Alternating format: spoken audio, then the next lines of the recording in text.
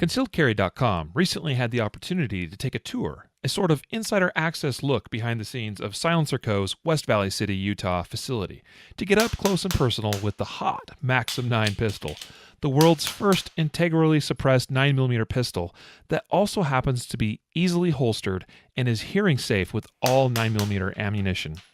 While the Maxim 9 certainly had our attention and is a darling of the firearm industry, it was also our pleasure to see all the other neat things and products SilencerCo has to offer. We came away fully appreciating the innovation and ingenuity, the quality and excellence that is at the core of everything SilencerCo strives to achieve. We were able to see from start to finish what goes into the creation of everything from their groundbreaking Salvo 12 shotgun silencer, to their versatile Hybrid 46 pistol silencer, to their extremely effective and modular Saker line of cans. And of course there's the Maxim 9, which is an incredible game changer. We even spent some time evaluating whether it is possible to see a suppressed handgun that is also concealable in the future. I think you might be surprised at what we found, and I think that time is soon on the horizon. After a swing through SilencerCo's top secret R&D department, trust me, they're working on some cool stuff. And there was plenty of things we couldn't put on the camera.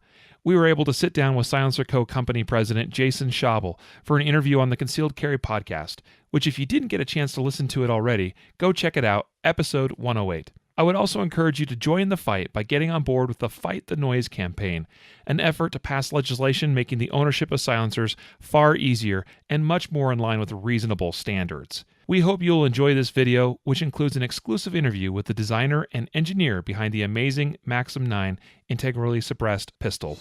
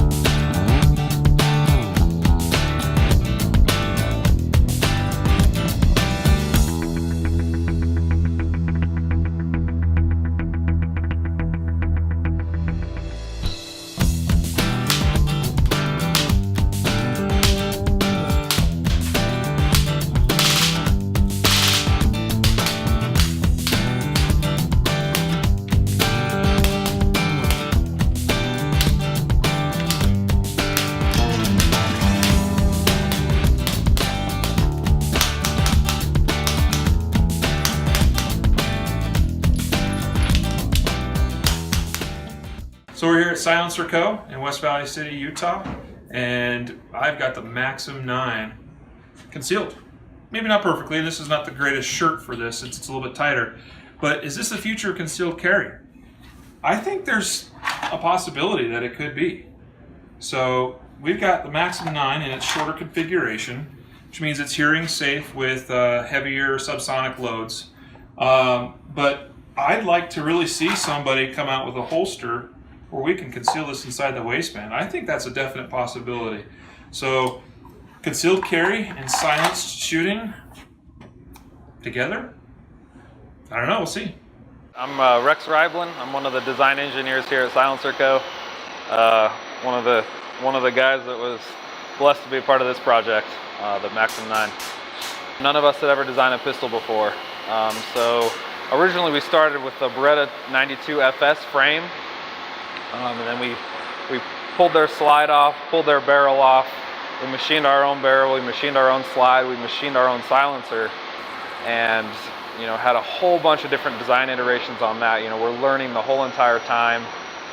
We're learning new silencer designs, we're learning new fire control designs, we're learning how to delay the blowback.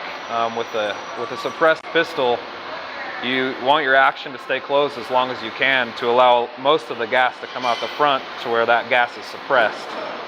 So a lot of that early on iterative design that we were doing was fine-tuning our delay mechanism that was going to allow us to hold the slide closed as long as possible.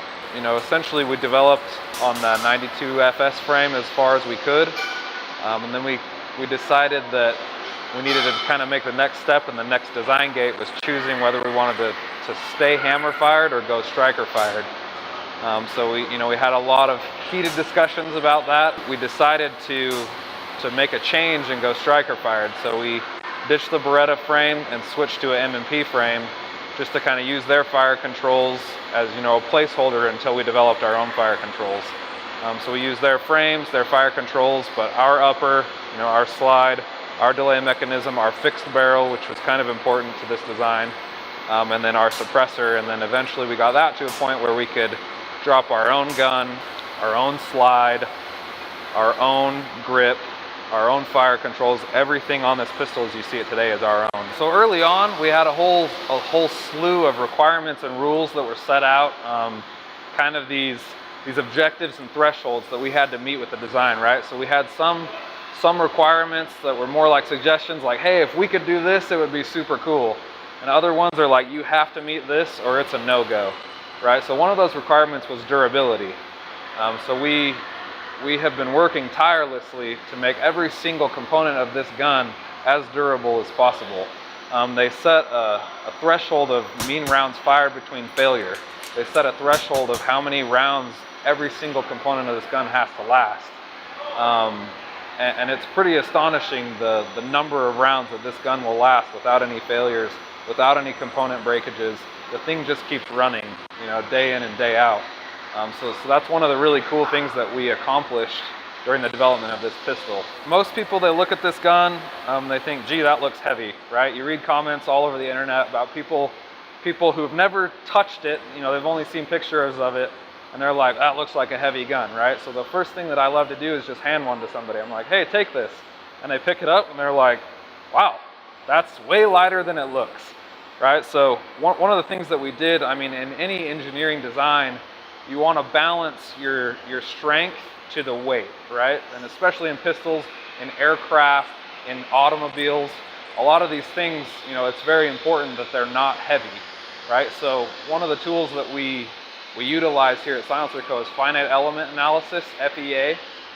So we can make things as thin as they can be without sacrificing strength. So we utilize that a lot with several of the components of the gun, including the silencer, to make it, as thin as we could while adding, reinforcements, gussets, things in exactly the right place to achieve the strength that we need without compromising weight. One of my favorite things about this gun is when I pick it up, it fits my hand, right? It's freaking perfect. And I think part of that is because I'm the dude that designed it. So I'm like, we utilize 3D printing a ton when we were in development of the grip especially. So I would design something up in CAD, I would hit print, it would take about a day to print. I'd go clean the part off out of the printer and I could feel what was in my brain the day before. I gave the grips to everybody I could. I'm like, hey, feel this. What do you like about it? What don't you like about it? I would take a Sharpie and I would write all over the grip, everybody's feedback. And I would go back to the computer and I would make all those little tiny contour changes until it got to the point where just about every single person that I gave it to, they pick it up and they're like, wow, that feels amazing. So for me, as an end user, as a pretty avid shooter, I'm not gonna shoot a gun that feels like total garbage. So for me, kind of like what we talked about before, the weight is really beneficial to me. It's very wieldable. It doesn't really feel heavy to me, and just being able to shoot it accurately because of how well it fits. As we talked about before, this pistol features a fixed barrel. Because of the integral suppressor, we can't have a tilting barrel like a Glock, like an M&P, like most striker-fired pistols. So because of that, and because of the fact that there's a suppressor on the front of it, we had to take all of the moving components that normally were up here in most striker-fired pistols and put everything back here. So all of the moving parts are on the back end back here. It's probably one of the easiest pistols you've ever seen to disassemble. Takes probably a second. So we have a slide, we have a frame just like most guns, but we do have a fixed barrel. So that helps us with accuracy, and especially with the red dot integration, we were able to put the red dot on the fixed portion of the gun. So when you're shooting with a red dot, you know, most people have shot at least one pistol that has a red dot on it. With it mounted on the slide like most pistols are, that red dot reciprocates every single shot you take. But with the Maxim, it doesn't, right? The red dot is fixed right here all the time, so it's really easy to maintain that sight picture of that dot while you're firing. Another thing that we incorporated was the key mod on the bottom. So that is mil-spec key mod. That will allow the user to attach a rail that we make, as well as any other accessory that that will fit that 3-hole key mod. You can essentially put whatever you want on the gun and be able to have, I mean, if you want a big old light under there for some reason, you can put that on there as well. As we talked about before, we've got Glock magazines, we've got night sights, we've got modular capability of the suppressor to be able to go from long to short, which allows the user to either decide, hey, I want a little bit bigger gun but make it as quiet as possible, or I can go a little bit shorter, sacrifice a little bit of noise for that, ability to stuff it in my pants and conceal carry it or whatever, So there's a lot of benefits in modularity. It's got it's a similar pivoting trigger like a lot of striker-fired pistols, and it's got a blade safety. We worked really hard to fine-tune our fire control mechanisms so that we would have a trigger that feels really nice. So with the trigger, you can bring it back. It's not very gritty. You come back to a pretty hard wall, and then it breaks from that wall. So we've accomplished something that, I mean, it's not the best trigger in the world. It's not going to be comparable to a 1911. But when you compare it to the other striker-fired pistols that are out there, the trigger that the Maxim 9 ships with feels pretty dang good. So, I mean, we have a really great team with a whole bunch of great minds here. We have some very visionary people that knew what they wanted to accomplish, as far as just thinking up the concept of having a completely integral 9mm suppressed pistol. You have to blend function with beauty, with ergonomics, right? You have to pick up this gun and say, wow, that gun feels good. And I think we've really accomplished that.